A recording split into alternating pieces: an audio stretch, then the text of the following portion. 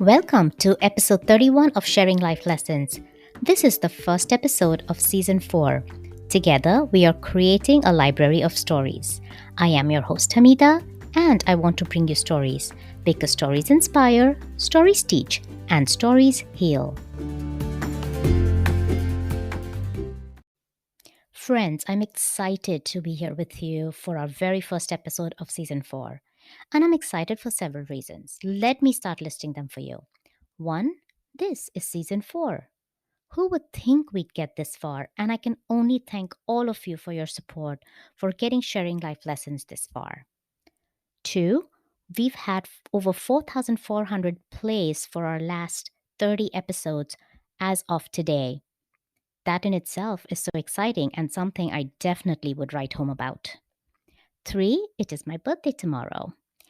And I'm excited not only because it is my birthday, but also because the very first episode of Sharing Life Lessons was recorded on my birthday last year with Pat David as my guest. On my birthday this time, I am releasing episode 31. Went a long way and excited about it. And lastly, I'm excited about the guest that we have with us today for our first episode of season 4. Our guest for today is the managing partner at Gamechanger. She is an experienced tech executive with a strong background in strategy consulting, corporate innovation, growth mindset curriculum development, entrepreneurship, and leadership coaching. She has been a pioneer behind the Canadian tech ecosystem. Everyone, let's welcome Candice Faktor.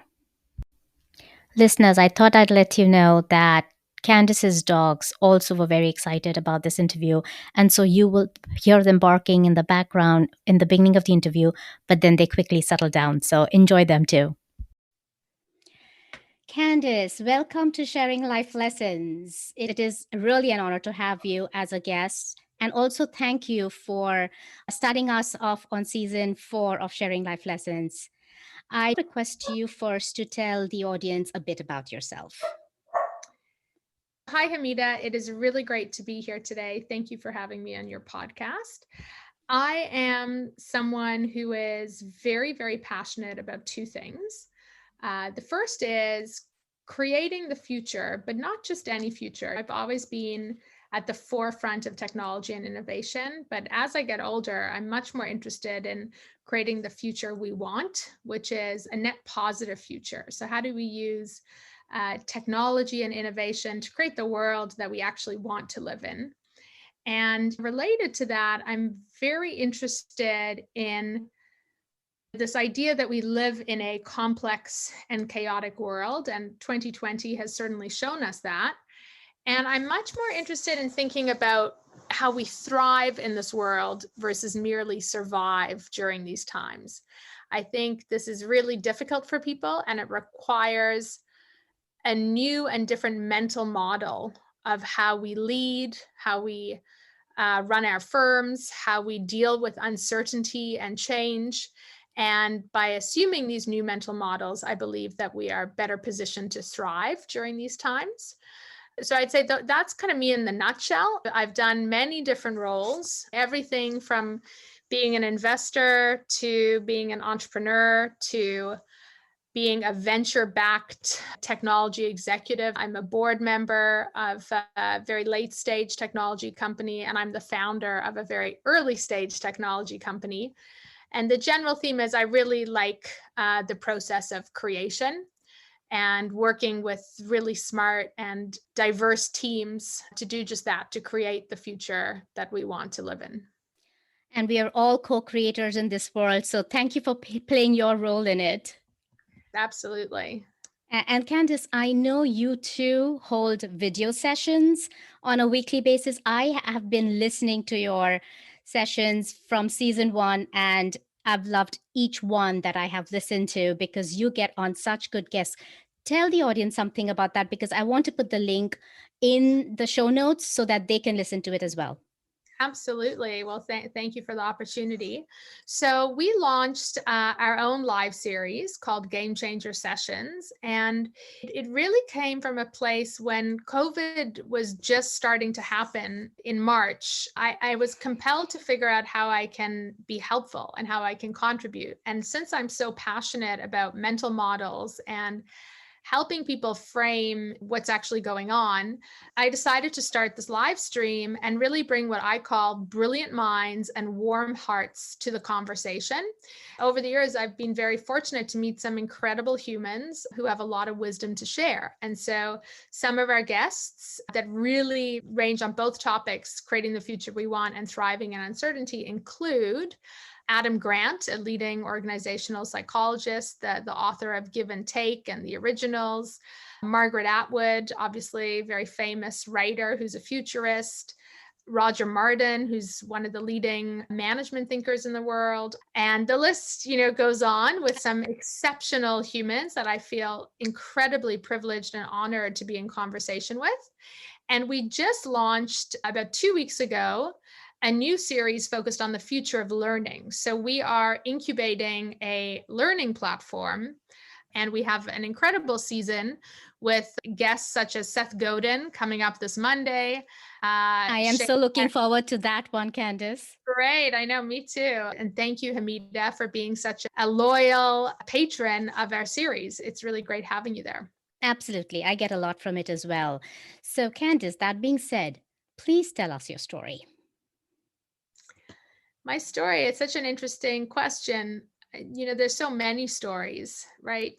But the story that I want to share today is most probably the story I most often tell because it's the elements that had the biggest impact in my life. So just like you, I'm an immigrant. I moved to Canada in 92. And my life is full of duality. It started when I was young. I grew up in a place that was very, very complex and quite chaotic. I grew up in South Africa. And South Africa, as many of you know, was a very polarized society, very, very beautiful place in the jungle. At the same time, had tremendous issues. I grew up during apartheid, the highest crime rate in the world. The city I lived in at a point in time, Johannesburg, was that. It's a very interesting childhood. And my parents really left everything behind to create a better life for our family. And to this day, I'm so grateful for this decision that my parents made. But at the time, I was a 14-year-old girl in a new country, and we really weren't able to bring much of our wealth over to Canada. And my parents were entrepreneurs, and they really had a tough time in that transition. And a big part of my journey in those days was seeing just how quickly things could change, right? In a matter of an instant, went from being a very comfortable, stable life to coming to a new country and it just being different and quite hard for us. And all the while being surrounded by a lot of love and a really, really, really great role models, I would say, as human beings, but nonetheless difficult. And so a big part of my early journey was just growing up a little bit ahead of my time, I guess, like not really having too much time to be an irresponsible teenager because I was the oldest child of immigrant parents and just knew too much. I knew how challenging this time was, and we all rallied together to make it work. I mean, we had a cart where we sold artwork at the shopping center down the road from the little townhouse that we lived in, and we all took turns and we made it work. But we really got by, I would say, in those days. And there was something very beautiful about that because we were in it together, and it was a freedom, ironically, of like the world just being simpler in a sense, and also incredibly difficult and painful for my parents. And even for me as a young, as you can imagine, 14-year-old girl trying to fit in, school that was super cliquey. These were not easy things to navigate. So when I went to university, it was really nice. It was like a fresh start. And I didn't know what I wanted to do. But what I did know is that I never wanted to be poor.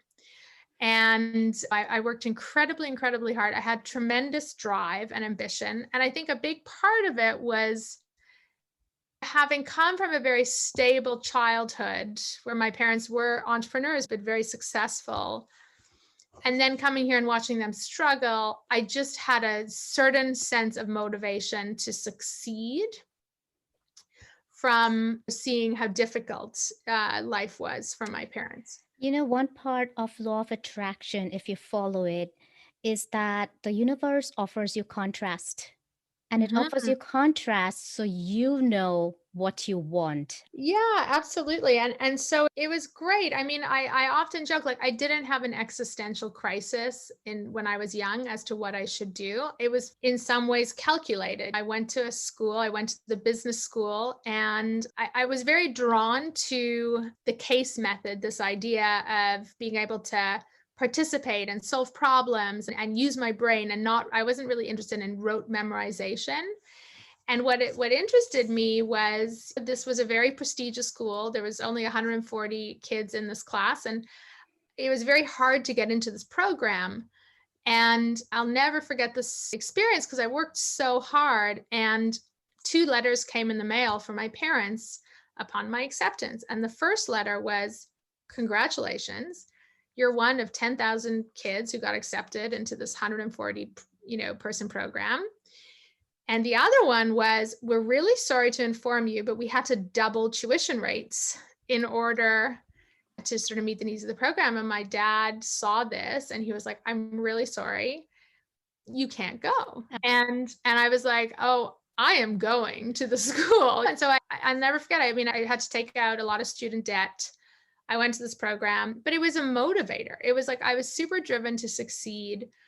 I decided between investment banking, which felt quite soulless for me, like it wasn't a fit, Mm-hmm. versus strategy consulting, which I felt I could use my curiosity. And it was a wonderful beginning to my career because it gave me a certain sense of self-confidence that I could achieve things. I'm telling this story actually for the contrast of sort of the later unlearning in my life. So my story was, a very typical story, worked hard, did well, was very alpha in my energy and in my work. Mm-hmm. I worked in strategy consulting, very difficult, hard, long hours, but I loved it actually. It was great. I got to meet very interesting people and learn a lot. And then I went and I joined a very early stage startup that was very global and had very smart people who had invested in it. And I was mesmerized by sort of how intelligent and how bleeding edge this platform was. So it's a platform called Wattpad. And what this company did is it allowed anybody around the world to read and write stories on their mobile phones. And I loved the mission. And I did that. And I had a 3-month-old and a 2-year-old babies when I joined. And a lot of people said to me, "You're crazy. Like, how are you going to manage running a global venture-backed operation and being a mom to these 2 kids?" And I was just a very driven person. I said, "I'm going to try it. And if it doesn't work, I will not do it anymore." So fast forward 4 years, and I think this was my biggest sort of moment or crucible moment. I decided to leave Wattpad, and it was, again, a phenomenal experience because I really got to see the future in many ways and work with some of the smartest and most brilliant people. But one thing, I never stopped. I guess from the minute I was 14 years old, I was just on that treadmill. More, more, more, better, better, better. Achieve, achieve, achieve. Please, please, please. Always for other people. Always like the notion of wellness, the notion of self, the notion of boundaries, that just didn't exist for me in the way that maybe it existed for others, or for so many of us, it doesn't. And I felt really empty in some ways and super proud in other ways. But what became very clear to me was I just needed to stop. And it was like a really wonderful moment. This is about 4.5 years ago, where I just said, no matter what I do, I have to do less. And I'm not going to take a job. I'm not going to dive back into very, very fast-paced experiences. I actually want to take space. So this was like sort of the big second chapter of my life. And it was very difficult for me. Go Candice, before ahead. you get on to your second chapter of your life, I want to ask you something from the first chapter of your life. Sure. So you said that people were wondering how you would be able to go through this global role with two little kids. And for everyone else out there who has the same ambition, but also have families with little kids, can you tell them how you managed it? How did you manage the work-life balance? For sure. What I would say is two things. I managed it, but I don't actually think I managed it that well. Like I feel like I was on the verge, if not actual experience of burnout.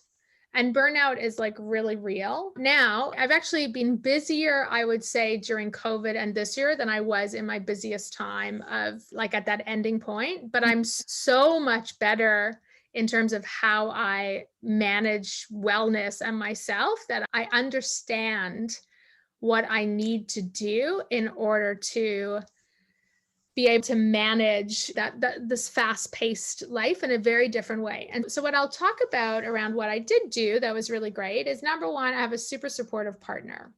I think anybody who says like success is an individual sport, you're just wrong. Mm-hmm. One, I married well. I would say that's the honest answer. It's just, it takes a village, right? Yeah, These aren't absolutely. individual sports.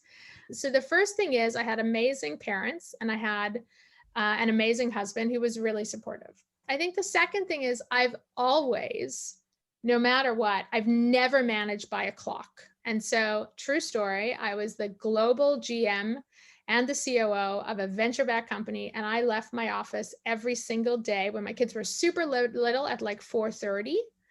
And I would come home and I would be with my kids until 7:30, they'd go to bed, and I would then start shift 2. And shift 2 was from 7:30 often until like 12:30, 1 at night.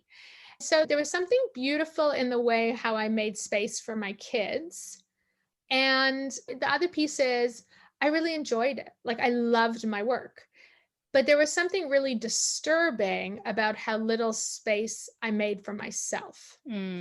And what's so interesting about this is it's like when you're on an airplane, they say, not that anybody goes on airplanes anymore, they say, put your mask on first. Yeah. Before you do anything for anyone else, put your mask on first. And I would say I didn't do that in those days. Everybody else came first. And I came from a family where like my mom and was probably her mother and was probably her mother. And I think this is a very common story about female ambition and just breaking old patterns I was there to please and I was there to serve. And it took a lot of unlearning to learn how to take care of myself and how to be truly well and truly be able to exist on frequencies and in head spaces and in mind states, right, that enabled flow and that created a different ability to manage stress. So what I would say is there were two reasons I decided to take space. One was I was just exhausted. The other was, even though outwardly I was very successful, I was really triggered is the best word to use. So I have a very good ability to connect with people, and that made it very easy for me being a leader and sort of evangelizing what we're doing. But the parts that were very hard for me were when things were stressful. When things were going wrong, which is basically every day in a startup, right? Nothing Of course. is, Yeah. I took everything so personally. And so there was a beautiful thing around my youth because I cared so much. People gave me a lot of responsibility. They were like, oh, listen, if you need to get something done, that woman, Candice, will get that thing done, or just give it to her. I was so responsible because if you hear my narrative, I had to be really responsible from a really young age. It was just ingrained in me. And so what I always say to people is there is a reason you are successful to this place in your life. And there's lots of silver linings. It could be other things versus what I'm saying. But whatever gave you those silver linings, there's the duality of the gray, tangled, messy underwire that caused those silver linings to shine. And I think what I intuitively knew, and this was my inside, my heart calling at me, was like, look, it's enough with the outward facing skills that you've been successful. You need to start unwiring and untangling the messy underwire. There was personal growth and internal development and unpacking and unwiring that I just knew I needed to take some space to sort out and go on a journey with. And it's been the most illuminating, enlightening, and empowering journey by actually taking that space. So, just to move quickly through it, I did take the space. I also have been very passionate about personal development and leadership for myself, and now my firm delivers on that as well. And it landed up being that I took the space and that I built an advisory firm that started off with very typical innovation work and is much more now about leadership and helping entrepreneurs be their highest version of themselves and sort of really leaning into some of the mental models to thrive, because I've learned how to unpack all of these things personally. And then we have our own lab where we're building new products. We, just partnered with a phenomenal entrepreneur. It's his 5th tech startup to build our own live learning platform. And all of this came not from doing more, but from doing less and from taking the space to kind of establish what the next horizon of my life and creativity would be. Great. So you have gone through so much since age 14, and there has been so much evolution in your life, Candice. Thank you for sharing all of that with us. But tell us, what are the life lessons that you learned from all of this, and how did you apply those life lessons in your life? I mean, there's so many, right? The biggest life lessons, I'm going to share a couple of them because they're the ones that I'm thinking about the most these days. And I actually do a keynote specifically called, How to Thrive in an Uncertain and Chaotic Future. And a lot of these life lessons are from my experience. That these are the themes or the patterns I see over and over. So the first life lesson I would say is ultimately we want to believe we're completely rational creatures, right? That can use just our heads to make decisions, and that our happiness comes from making smart decisions. But we're much more complex as creatures, I would say. And for me, it's been this life lesson of understanding the interconnection between your heart, your head, and your soul or your spirit or whatever you want to call that. And I think a lot of us are taught to deny or not listen to our bodies or to our souls. It's like we live in a very, very rational world or wanting to be rational world, and a world that's very scarce attention. And it's very easy to distract yourself with a million distractions, be it work, busyness, media, social media. And I guess that one of the biggest life lessons is like true happiness only comes from creating that space and that connection between your head, your heart, and your spirit, and living in alignment. That is so profound. I resonate with that so much, Candice, because people ask me, how did you get into podcasting from being a financial executive? Like, where is the connection? And I said exactly what you just said. The last so many years that I've spent in the financial world is listening to my head. But the podcasting, I actually listen to my soul, because that is where I got this nudge from that I need to do something that I'm passionate about on this platform. I think that's so beautiful. And I think so. Another life lesson is that I actually built a program. You can look it up. It's called Get Curious Now. And we're hoping that in 2021, we're going to relaunch the series. But it was this really interesting idea I had, because I worked in startups a lot, around helping people go from a curiosity, something they're passionate or curious about, and manifesting it into creativity. And for me, this is a universal truth that when people take action on the things that they are passionate about, it's not about the ego, actually. It's not about the money. It's not about if it's successful. It's about honoring that little person inside, right?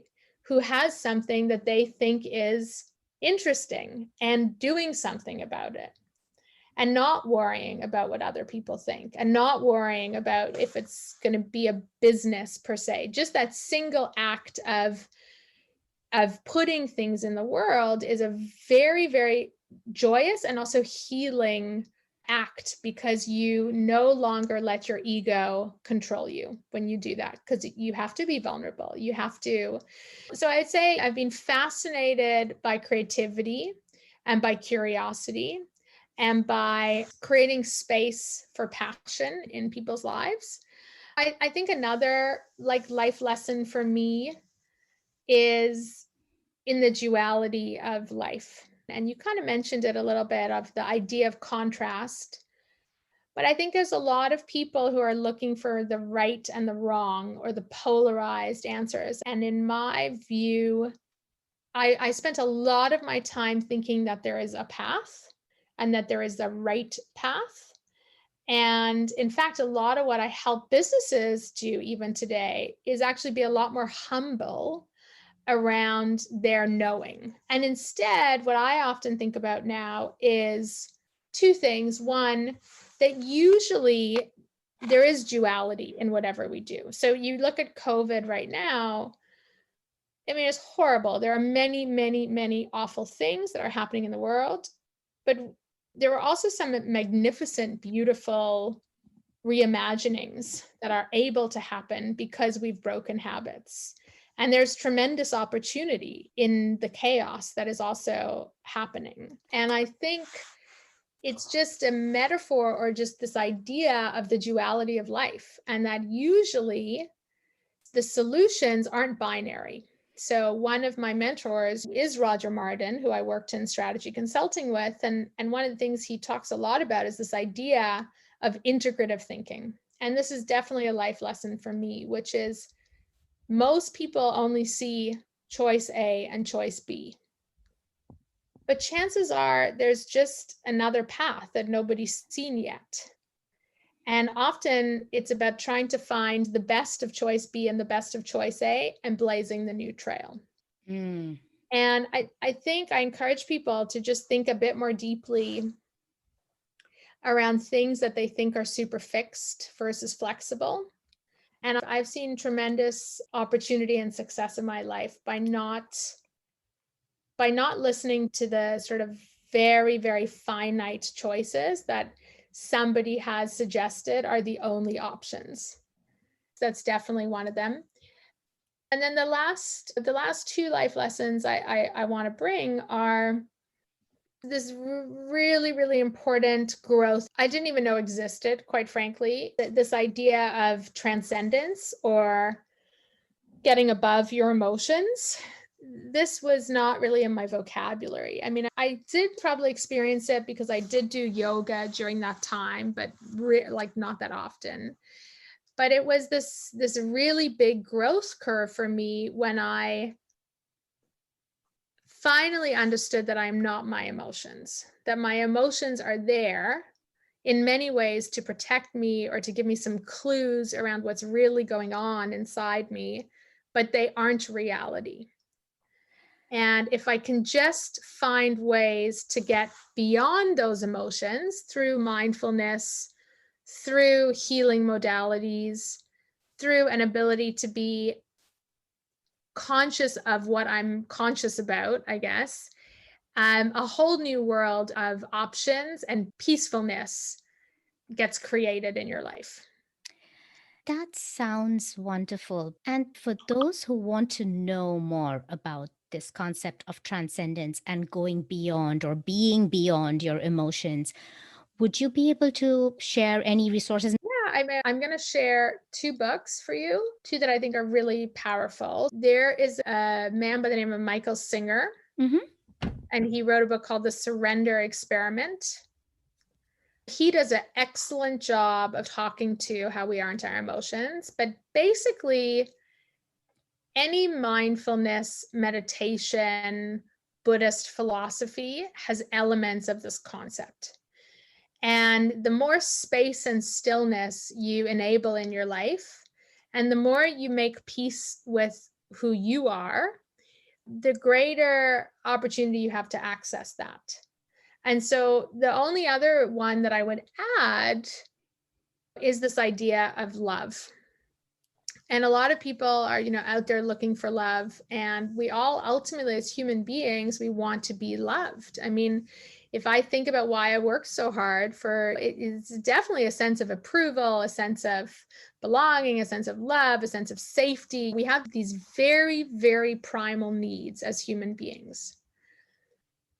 But the thing that was so transformative in my life was when I finally stopped looking outside for that love and gave that love to myself. And so what I mean by that is when I used to think of wellness or self-care or setting boundaries around, how much work or saying no or having those things, I never really made the connection around this idea of self-love. But the truth is, if you love yourself, you treat yourself with a sense of dignity and grace and wellness. And if you live in alignment with your values, it's very easy to love yourself. And if you love yourself, you don't go seeking that elsewhere. And you also don't take the violence of not loving yourself out on all the other people, who come in your way. And so it's a very Buddhist kind of philosophy in a way, this non-violence.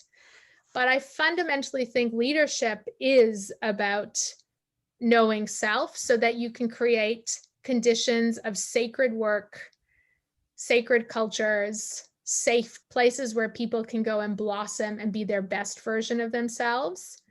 And the only way you can do that is if you're really, really secure in self and come from a place of love versus the self-critic that sits on all of our shoulders all the time. And so love is a really interesting one. We need a lot more people who have done the work around loving themselves, and will live in a very different environment, in my humble opinion.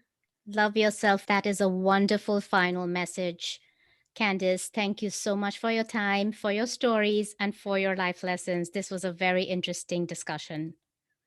Thank you. I really enjoyed it. Thank you for putting this out in the world, and it's really beautiful. I look forward to listening to others. Listeners, I hope you enjoyed Candice's wonderful story as much as I did. Candice has given us a lot to think about, to internalize, and to work on. And as always, here are my top 3 takeaways. 1. Curiosity to creativity. We need to tune in and listen to the little person inside us. Without worrying about other people, we should do what we wish to do. Number 2, I really enjoyed her idea of integrative thinking.